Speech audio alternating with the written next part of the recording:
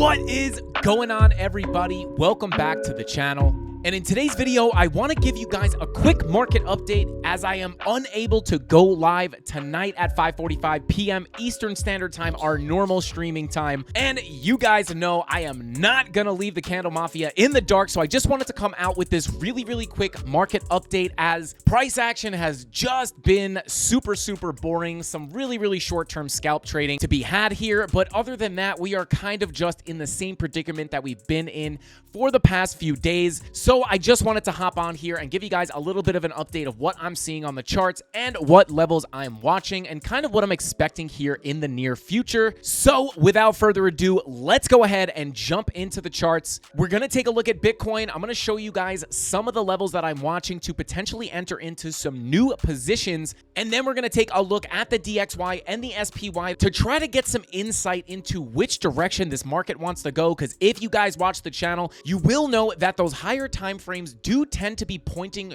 in the upward direction, but I always caution you guys to understand the market that you're trading in. And in this case, we are in a bear market with a very uncertain macro condition. So you want to keep that in mind. But without further ado, let's go ahead and jump into the chart so I can break down these levels I'm watching and then take a look at that DXY and SPY to try to get some more insight into the market. Let's get into it. So here we are, guys, on the Bitcoin daily chart. And as you can see, things are quite boring. We are just basically continuing to move sideways, but we do have some interesting things popping up on Market Cypher that could help us try to predict what direction this market is going to go when it decides to actually make a move, because you guys know that Bitcoin sometimes likes to take a nap, but you don't want to wake it up too aggressively because sometimes it likes to wake up and just dump. I want to take you guys over to the higher daily time frames. Now, if you watch the channel, this will be no surprise to you. We do have the weekly bullish divergence, which is not looking too bad. Obviously, we did have those lower lows on price as our momentum waves are marching their way up here, indicating momentum is about to be moving to the upside. But one thing you want to remember is it takes time for these higher time frames to play out. However, that is somewhat of a decent look here, and your VWAP did find some support on that zero line and is starting to march upward as well. And if we could get money flow to just start rounding off here, it would be a pretty good look for the weekly time frame. And then I'm not going to spend much time on this, but these higher daily time frames are telling a very similar story. Green dot on your 5-day, green dot on your 4-day, and then you have a green dot on your 3-day, and then that 2-day money flow is actually crossing over into the green, which is a very bullish sign. However, again, you want to remember that we're in a bear market, so sometimes in bear markets, you could see money flow come up into the green before rolling right back over into the red. Obviously, you want to be a little bit more careful because money flow spends a lot more time in the red during a bear market. And if we just go ahead and zoom out here a little bit, I do want to take you back in time to show you how significant these money flow crossovers can be. And you can see that last money flow crossover we did come down just a tiny bit, but it did wind up ending up in this big move to the upside. I do believe this was upwards of about 70%, about 60 or so percent. And then the one before that, that last 2-day money flow crossover before that actually was in the beginning of our bull run of this cycle. And it happened to cross over right after that March 2020 capitulation. And that's when your money flow came into the green. And that obviously ended up being a 977% increase. Now, don't freak out. I'm not saying that we're going to get 1,000% increase here, but I just wanted to kind of show you guys how rare these money flow crossovers are. And since that crossover after that March 2020 capitulation, you can see we had that one crossover with that massive run up, and then we came into the red, and then we only had one other crossover into the green. So that's why I'm actually taking this crossover pretty seriously. But if we come over into the bear market, this is kind of what I always caution you guys against, because you could see here at this time we were in a bear market as well, and we were spending some time in the red here on the 2-day, and then we got a little crossover right here before rolling right back over into the red. So you want to remember you're in a bear market and that this is definitely a possibility with this little fake out into the green as we just kind of slide sideways for our price action.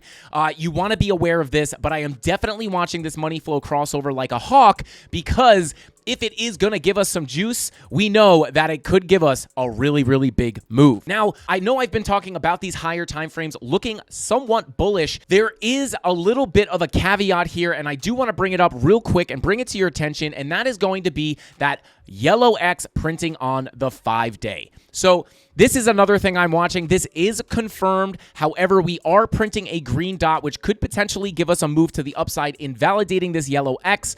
However, you don't want to forget about this either, because these can actually play out pretty dramatically on a higher time frame like the 5-day. You could see this one actually brought us down quite a bit. This second yellow X did not play out too much, and then this third yellow X, we'll have to see if this is indicating seller exhaustion or if this is going to give us a move to the downside. So you don't want to forget about that yellow X. However, with the higher time frames, having all those bullish divergences as well as your 4-hour money flow also coming up pretty nicely. Obviously, you are banging your head on the zero line there a couple times. You came up, came back down. Now you're starting to round back off.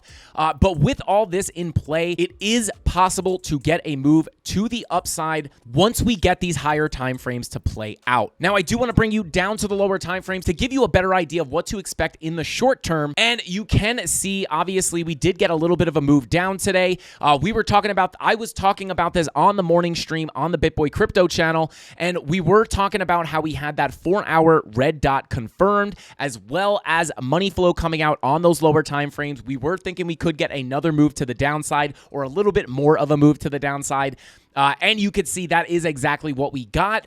However, you could have seen this coming on the 1-hour and even the 2-hour. You can see you had your higher highs on your price with your lower highs on your momentum waves, and then we wound up getting a decent move to the downside, accompanied by that 1-hour blood diamond, giving you that extra little confirmation that we were going to come down here. Now, not only was there a bearish divergence, but we were forming that divergence at key resistance, right? You could see we were approaching that gold box right near our point of control at about 19,771. We put the high, put the higher high, put in the low and the lower high on your momentum waves, and boom, you came down for a nice little move, almost for about 2.7%. With a little bit of leverage, you could have made a nice little gain off of that. And now we are printing a green dot on your 1-hour time frame. And again, one thing I am really watching to see things continue to the upside here is going to be that money flow crossover on the 4-hour. If we can get that money flow crossover on the 4-hour,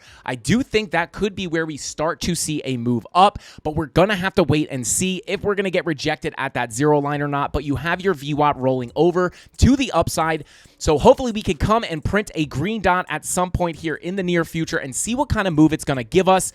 But I want to bring you guys down to the 15-minute, which now I am seeing for the first time is printing a blood diamond. So I do just want to talk about these levels a little bit, guys. We did get this nice move down, and we wicked right down to a really important level. And I do just want to show you that if you pull up our Lux Algo support and resistance indicator and come on over to the 1-hour chart, you can see we wicked right down to this order block before snapping right back up. Now, this is somewhat of a good sign. However, we're going to have to see how that 15-minute blood diamond plays out. If this confirms, this could give us a decent move to the downside. So just to give you guys an idea of kind of how I'm playing this right now, as you know, if we come out to a lower time frame, you will know the levels I am watching have remained the same for the most part. Our main levels are still the point of control at 19,771. We also have that gold box coming in at 19,700, which we obviously put in that bear div into that resistance before getting that move down.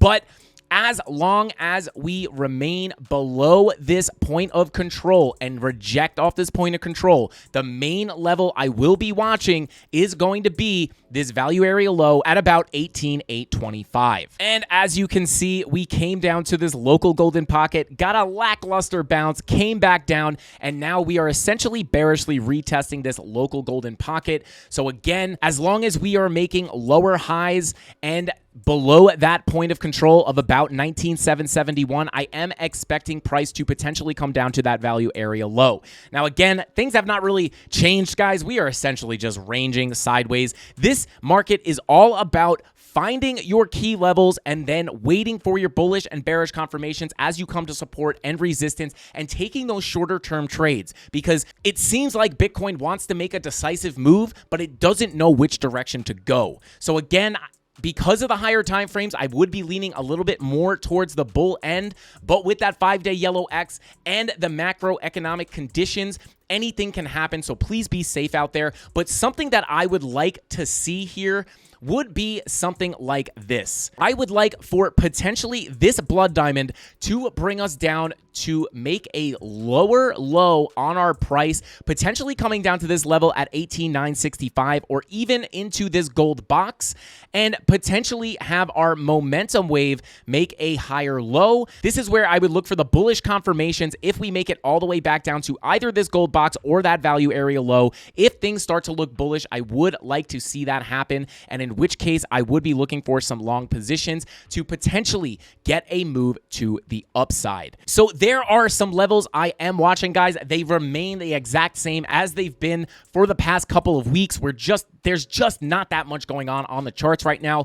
But again, those are some of the key levels that I am watching for a potential bounce. Now, I do just want to pull up the DXY really quickly, guys, just so I can show you guys kind of what's going on here on the DXY and what levels I am looking at for potential bounces. You guys will see we actually got a big bounce off of this level here that we had been watching for quite a while, and then got a big bounce into this local golden pocket and wound up bearishly rejecting. Now, the levels I am looking for a potential big bounce off of the DXY is going to be this level here at 111,629, as well as this gold box down here between about 110,779 and 110,47.